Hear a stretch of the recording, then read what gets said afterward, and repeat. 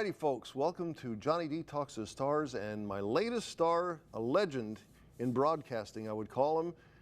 Indeed, Bill Tush is here with me. Hello, Bill. Hello, John. Thank you for having me as your guest, and especially the big build-up. Well, you are a legend.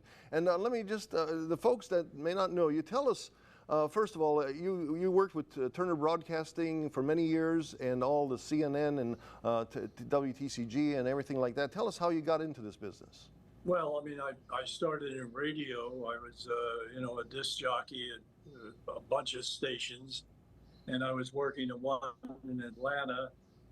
I had just moved to Atlanta on a fluke. I mean, I just decided to come to Atlanta and see what was happening.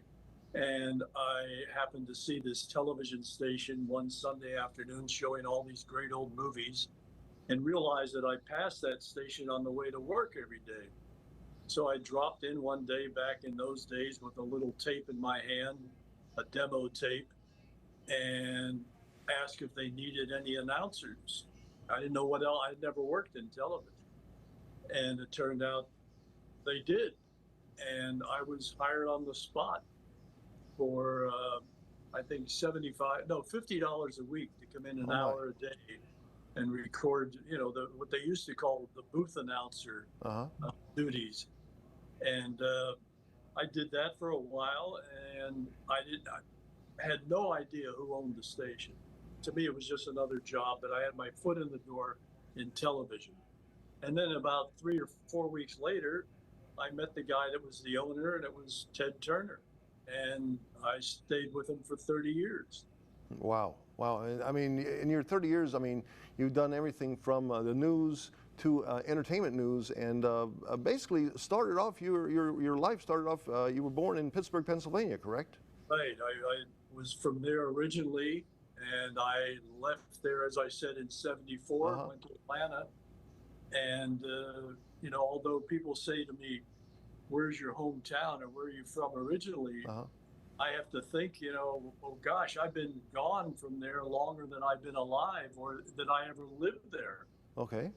I only grew up in Pittsburgh and left there when I was 25 to come to Atlanta. And from there, I lived in Atlanta, I lived in LA, I lived in New York, and now I'm back in Atlanta. So Pittsburgh, although it was my home, really isn't, I guess. Well, I know a little about your career there in Pittsburgh. I mean, if you want to call it a career. I mean, at your high school, I guess you were known as Tush the Great. You were an announcer for the high school radio. To find that one. Well, I find my ways to find out. Detective work. Yeah, it's probably an embarrassing thing, but they have my picture in the paper in the yearbook doing the morning announcements. I used to do them on the PA system. And the slogan underneath or the caption is "Tush the Great." I always wonder if the other people that I graduated with have that yearbook, and their descendants are looking at it saying, "Who is this guy?" and then you know you from CNN and Turner Classic. I mean, not Turner Classic, but the WTCG and all of TBS. I hope they do, because then therefore I maybe earned the title. Oh, you've earned the title, definitely. So, I mean, but basically, just jumping back and forth, I mean, your career, when you started off, I mean, in this news career, I mean, you basically brought out the comedy and news together. That I hear that you influenced a lot of folks like Saturday Night Live, and also people tell me that, they say, "Oh, you were before Saturday Night Live," and we were. I know that.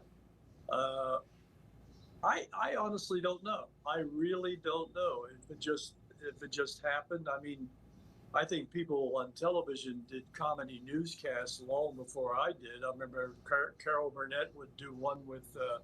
I remember her doing one with Rock Hudson. Of course, nothing we did, but yeah, I often hear that we inspired. What happened? I'll tell you the story on that. Okay. Is the newscast. Ted wasn't a big fan of news, Ted Turner, because it costs money to do. And a local television station would build, their whole budget around their newscast.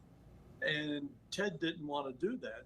We were known for the old movies and the reruns. And of course, when we bought the Atlanta Braves, we had baseball and sports. So that's what we were known for. News was buried at 3 o'clock in the morning, and I used to record it at 5 in the afternoon, and it would play back at 3 a.m. And one night we just started doing something silly with it. I don't even remember what it was. And we just figured nobody was watching at 3 in the morning. Until one day Ted came in and said, I saw your newscast last night. That's pretty funny stuff. And we figured, well, if the guy that owns the stations thinks it's funny, let's keep doing it. And that's basically how that early morning news became a comedy show. And then it became a comedy cult program. We went on satellite in '76, and the sales department was scared to death that suddenly the news was what people were going to think about this television station, and it was. TV Guide did a big story on us, the first national story we ever had, and they did nothing but talk about the early morning news all through the article, and it just, like I said, became a cult favorite. And we never planned on it. Just lucky for all of us, it worked out. And lucky for me, I wouldn't be here talking to you today if it wasn't for that crazy news. The crazy newscasts I remember as a kid growing up in Kansas City when our cable system got onto WTCG, and I think two reasons to watch WTCG: Georgia Championship Wrestling and Bill Tush. And those were the two things the sales department always tried to hide. They referred to, if you looked at our program schedule that we gave to potential sponsors, wrestling was never referred to as wrestling. It was professional sports. Professional sports. And the newscast wasn't even mentioned. I mean, I'm bringing up Georgia Championship Wrestling. By any chance, did you ever cross paths with Gordon Soley or Freddie Miller? Well, Freddie and Gordon were both old pals of mine, Cool. And we did the wrestling interviews for the show on Saturday. The interviews were taped on Tuesday in the studio. Oh, okay. And all the wrestlers said, I can divulge all the secrets now. The wrestlers all sat in the studio together, the good ones and the bad ones. And then he would get up with Freddie, who did the interviews with him for the Saturday show, and they would be there telling each other how they were going to beat each other to a pulp, and they're going to make mincemeat out of them, and then sit back down and read the paper, and, till the next interview showed up. But I always remember one story. I always remember was one of the wrestlers at the time. He was the champ, so he got up there holding the belt and saying, this is what it's all about, the championship belt. This is what I strive to win. I want it. It's mine. Nobody's going to take it. It's the $1 million belt. Okay, the interviews are done. The wrestlers are leaving the studio. I had come into the studio, and I looked on the floor, and I said to the guy who was just screaming about the belt, I said, hey, your belt's on the floor. You forgot it.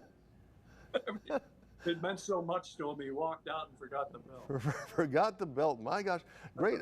I mean, again, that's Georgia Championship Wrestling. I mean, you again started off with news. I'm again jumping around here. I mean, and another thing I do remember, big time, is Tush Time. They kind of gave you a kind of a Saturday Night Live / David Letterman version of. That was at the point at the station when we were on satellite and TBS was growing. And we had started CNN. Okay. And CNN was just getting rolling, and we had to stop the early morning news. And Ted came and said, can you do an entire show? If we want to do a show, we're going to start doing our own programming. And of course you say, yes, yeah, I can do that. Sure, I can do it. And I'm thinking, how the heck are we going to do this? Well, somehow we pulled it all together. And we got an incredibly bunch of talented people. And the show was called Tush because I was known. And it's quite an honor to have that show named after me.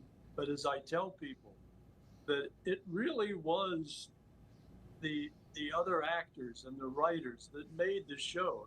They just had my name, and you know, I did my little bit in it, but those were the stars. And you, as you know, you mentioned Jan Hooks to me. Yes, yes, I Jen think Hooks. people talk about the Tush show. The first thing they remember is Jan. Uh-huh. And yeah, she was incredible. I used to kid with her. I says they should just call the show Hooks. You know. But it was television. I mean, and it was again innovative television. I mean, speaking of the, Well, go ahead. yeah, no, I was going to say. I mean, it was incredible that we cranked that show out, and sometimes I'll see it on YouTube or Uh-huh. wherever else, and I'll think, my God, how did we ever do that? I mean, how we put 22 episodes together, I'll never know. It was called Tush. Was it? Or I thought it was Tush Time at one time. Or was it, but No, it's Tush. Tush, but Okay. I'll tell you the other thing about it is we did the 22 episodes of it. It Uh-huh. consumed the entire station. I mean, it was just too much. And finally, Ted said, and also, here's the other thing. Okay. This was our big production, our big full-blown first ever homegrown television show that we were going to do. I mean, in the comedy vein anyway. Uh-huh. Ted puts it on 7 o'clock on Sunday night against 60 Minutes, which was the #1 show on television at the time. So we didn't stand a chance, and it became thanks to guys like you. You know, Well, yeah, that didn't watch 60 Minutes. A cult favorite. You know. Yeah, not watching 60 Minutes, and yeah, I had a choice between Tush or 60 Minutes. I would definitely go for Tush, and even today I would go. If you had another show brought it up like that, it would be cool to watch. You had again, going back to your news career. I mean, I talked to Tom Brown, who used to work with Turner Classic. He lives here in North Mississippi, and a couple of things to bring up. He says that one of the classic things that you did during your news, when you didn't have the slides working up, you know, over the shoulder thing, that you took like 35 millimeter slides and held them over your shoulder, like here's Jimmy Carter. You know what? We did so many things on that newscast that people will tell me things that we did, and I'll go, boy, I vaguely remember, you know, because it was all just made up. I mean, you know, we didn't have writers, we didn't have production meetings, we didn't, you know, I walked in there at five in the afternoon and sat down, and we just started doing it. I mean, some things were occasionally we pre-produced certain things, but very little. I mean, it was just an ad-lib show. It was just, I think that's what kind of made it so interesting. You never knew what was going to happen. We had a weatherman one time that we built up and told everybody how great this weatherman is. And we had an older guy that was one of our, by this time, another announcer at the station. I asked him to be the weatherman, and we staged the whole thing where I did this big introduction to him and how great he was and everything else. And take it away, Jim. And he started to talk, and he had a heart attack and died. I mean, it was pretend. It was like, okay, well, that's that. See, and then I hear that once upon a time you were doing a newscast and you were like kidnapped in the middle of your newscast. Oh, correct? right. That was the big. Remember the hostage situation? In '79, the Americans were held hostage in Iran, I think it was. And I was reading the story about them. I said, let's hope it never happens here or whatever. And all of a sudden, 2 people came in and grabbed me. And I remember the guy that did it almost broke my neck. That's how much into it he was. And they dragged me off the set. And it was like, okay, what do we do now? He's gone, you know. I don't know. But I don't remember how I got back on. So after station identification, right? Pardon me? I said right after station identification, you came back on. Okay. Yeah, I guess that was it. Well, you know, I escaped. And then another skit. I've seen that. I remember seeing that originally, and and again I've seen it now on YouTube. Is where you had the dog doing the news with you. Oh, Rex. I'm telling you that. If I ever get an obituary, other than just a death notice, that'll be the headline. He did the news with a dog. That was one night we had a guy from our art department brought in his neighbor's German Shepherd because I had seen a picture earlier in the day of a dog wearing a shirt and tie. And I said, that's really funny. We should do that. And he said, I'll bring my neighbor's dog in. So that day he brought the dog in. We put a shirt and tie on the dog. And I did the news with this German Shepherd, Rex the Wonder Dog. Mm-hmm. And it was only done one time. And I don't even think we were on satellite then. But for some reason, I just had a lady the other day, an older lady said, I remember the night I saw you do the news with the German Shepherd. And I went, oh, okay. And I'm thinking, all these people never saw that. There were only 70 people watching. And I guess maybe that's my memory too, but I do. It's one of those things, either that or did you maybe it became so syndicated through time that people just seen, because it's something that doesn't happen. You never seen Dan Rather with a dog, I mean, you know. No, but it's so funny how everybody remembers the dog. Everybody remembers the dog. It's just so, and I got to the point where I just go, oh yeah, that was fun. You know, you saw that. I'm glad to hear. I mean, but it is. I think you said it's on YouTube, right? Yeah, and it's one of those things that I'm just trying to remember when I saw that first time. It wasn't like just recently, but I seen it somewhere through time. I guess it's one of those things that becomes lore, and then they talk about, you know, somewhere along the line in the 90s or 2000s, somebody played that tape, and I do recall seeing it. Well, you know, one of your guests was George Slatter. Sure. And George had a show called Real People. Yeah. Huge. And they had me on Real People. Oh, and cool. They played the dog. Okay, you see, that's where I saw it. I knew it was somewhere in time that you see these, and then, but it's like the legendary stuff that you remember. I mean, one can't place, you know, with the first time they ever seen the recording of Who's on First and What's on Second with the Abbott and Costello. It's one of those things that you just recall seeing, and I would put you in that same. Bad. I'm sorry. Go ahead. I just feel bad that Rex, the German Shepherd that played the dog, isn't around to see all the fame he has. Yeah, I mean, you know, he would be very impressed, and somewhere he's in dog heaven watching, and he's knows that what's been going on. He's up there telling the other dogs, do you know who I used to be? Now he sounds like me. Do you know who I used to be? He's up there telling Abbott and Costello too. You think you're Who's on Second, What's on First, no, Who's on First, What's on Second is great. Hey, take a look at this. I did a news segment with Bill Tush. Yeah, I got you beat. I'm Rex the Wonder Dog. And going back and forth, one of the things I also found out, you did a mid-morning polka program. It already shows me that there that you would have that was the first job I had in radio. Yeah, so that right there shows me that you would have a pretty good grasp at comedy, because I mean, I'm thinking, here's someone young doing a mid-morning polka program, and 16 years old. And you're not Slavic either, unless. Oh, no. And that's, you know, but I had to play these polkas. I'll never forget one that I've told people the name of it, and especially girls will say, oh my God, I forget what they call that name. But the song is called Your Lips Tell Me No, No, But There's Yes, Yes in Your Eyes, polka. And apparently you couldn't get away with singing that today. But that was in 1965, that was a hit polka. Well, the polka was groundbreaking, I think, better than some of the other genres of music, I guess, right? But you know, the other thing is when I started in radio, that was part of my first job in radio. Every morning at 10 a.m. you had to switch over and do the polka party. Okay. I was 16, and I used to, for years, I thought, my God, I must have been one of the first people that young to be in radio. Now on Facebook, because there's a radio thing on Facebook, I find out everybody started in radio when they were 16 years old. One way or another, or just recording their voice. I think it was the old guys that ran the stations would just say, look, I don't want to get up at 5 in the morning. I don't want to do the polka party. Here are the keys, you do it. So let me ask you, what was it like working for Ted Turner? I mean, I know he was a visionary. He was a visionary and saw that going national or international was the thing, right? I mean, when he was doing local WTCG, but he knew where this was all going, like CNN and TBS. I could just say, John, you can never work for a guy like that.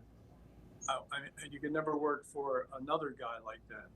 I mean, it was just every day was something different. Seriously. I mean, it changed from day to day. And we went on satellite. All of a sudden, we're seen around the country. Then he wants to start CNN. We started CNN. And I mean, I don't know what it is today. I mean, I read nothing but bad news about it, that it's all, you know, it's got its bunch of problems. But, you know, it was an incredible ride. Mm-hmm. It really was. And people used to say to me, you know, at the height of my TV stardom, if you want to call it that, people would say, why don't you go to a network, work somewhere else? I'd say, why? I'd say, this place is just, you know, it's too exciting. It's just, it was an experience that I wish everybody could have, but, you know, you don't. You don't. And again, I didn't even know the guy or about Ted when I started there. I learned all of it later, and I realized this guy's too much fun. And that was the thing with it too. I mean, you know, he said, we're just having fun. People would say after we got on satellite, people would say to him, oh, you're the next network. He'd say, no, we're a nitwork. That was his saying, we're a nitwork, because we're a bunch of nitwits, you know. And it was just a fun ride while it lasted.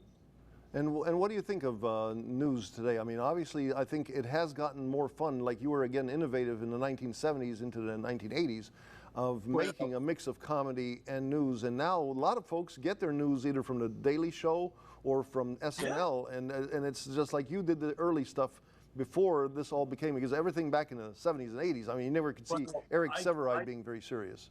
I can say that probably nobody ever watched the early morning news for the news. Uh-huh. You know, they didn't even know what I was reading. I could have probably read anything, and they just wanted to see something silly happen. That was what that show was. And what do I think of it today? I mean, it's, you know, what really gets me today is every time I look at the paper, the anchor people of the story. It's like Jake Taper, or whatever his name is, wrote a book. Uh-huh. So now it's all about him, and it's about people getting mad at him, anchors getting mad on the air, anchors crying on the air. It's like, the thing used to be, the anchor person wasn't the story. I mean, everybody goes back to Walter Cronkite. What did he do? He came on every night and read the news, and that's all he did. He didn't criticize people or make comments about it. I mean, and he tried to hold it back the time he started crying when Kennedy got. Oh, sure. You know, so it's anymore today that the people that do the news are the news. It's like the news is secondary. They all want to be stars. That's what I really believe. They all want to be stars. I guess I had that feeling with you. You did the comedy, but the star was the news, not Bill Tush. Well, I was, you know, like I said about the Tush show, I was just part of it. You know, I'm lucky I have this ridiculous name that kind of got out there. You know, I think if I were Jack Sullivan, people would have forgotten about me. They'd say, oh, yeah, that guy that used to do the crazy news, you know. But, yeah, but you know, back then, you know, there was a point, too, when my stardom, if you want to call it that, started getting crazy. I mean, when we were on satellite, and you know, and then because of Ted's getting more popular, and he's starting CNN. I mean, I was part of the piece they did on him on 60 Minutes. Time magazine had my picture in it with the dog. Newsweek ran a story about this guy starting a news network. Can it go from this? And it had me, and I think the dog, and to Jimmy Carter being interviewed by somebody when he was president. So, you know, I suddenly was becoming, you can say it, a star of my own, a cable star. Cool. I didn't intend for it, but you were. You know what happened. You were for a lot of us folks that just loved seeing the comedy in news at that time, which was lacking. Again, like I mentioned, Eric Sevareid never really got funny, or Dan Rather, other than maybe when he said courage or something like that. Well, You know, I remember that. Yeah. yeah, I mean, in a way you wonder, was he trying a little bit of comedy, or was he just being serious the whole time? I never. Also, didn't he see guys from what's the frequency, Kenneth? Kenneth, yeah, yeah. What's the frequency, Kenneth? I mean, is Remember that, that one? yeah, You know, that, if I was going to say, John, real quick, is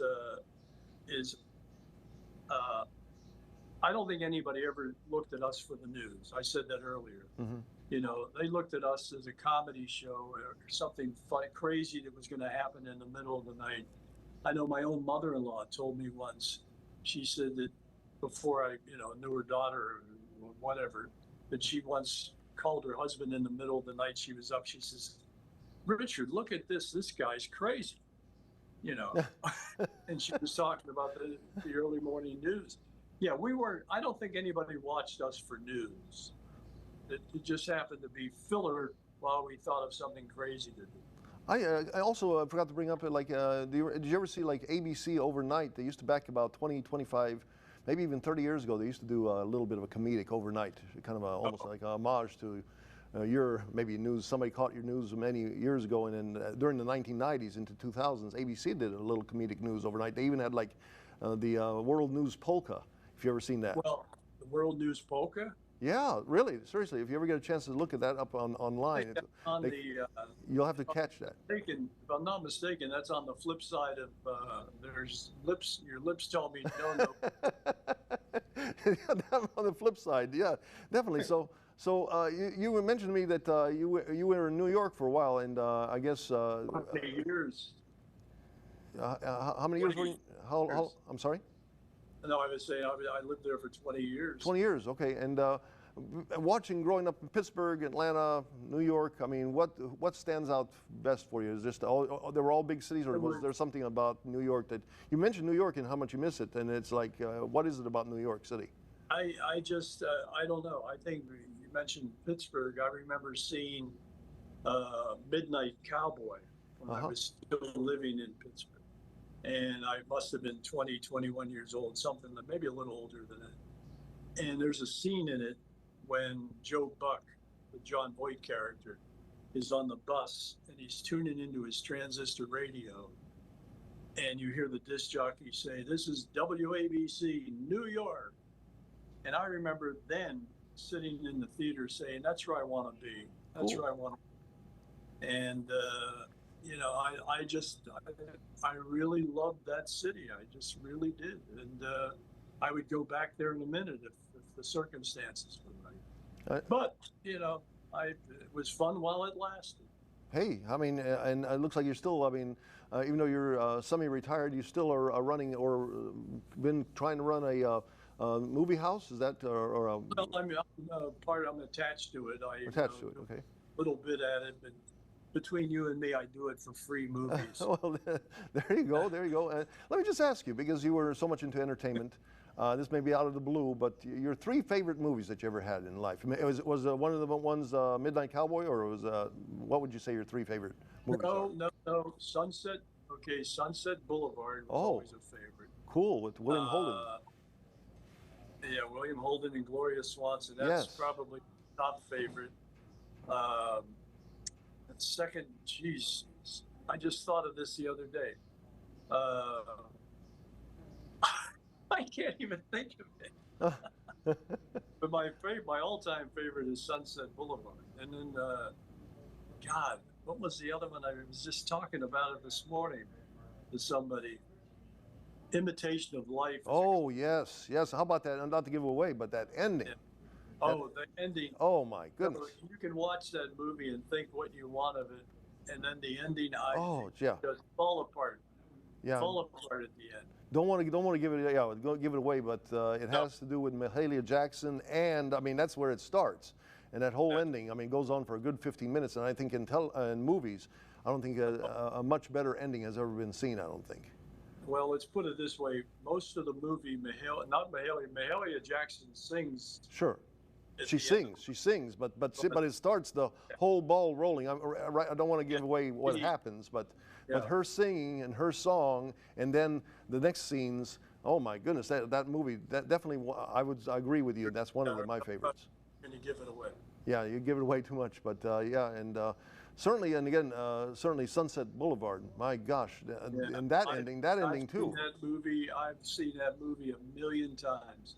And you know what's funny is after we hang up, Uh-huh. I'll be halfway home and I'll think of the other two. Oh, no worries, no worries. And let me just ask you, being that you were an entertainment reporter for CNN for many years, any actors and actresses that stood out, if you want to mention, say that these were like, wow, this was like, you were just impressed meeting them.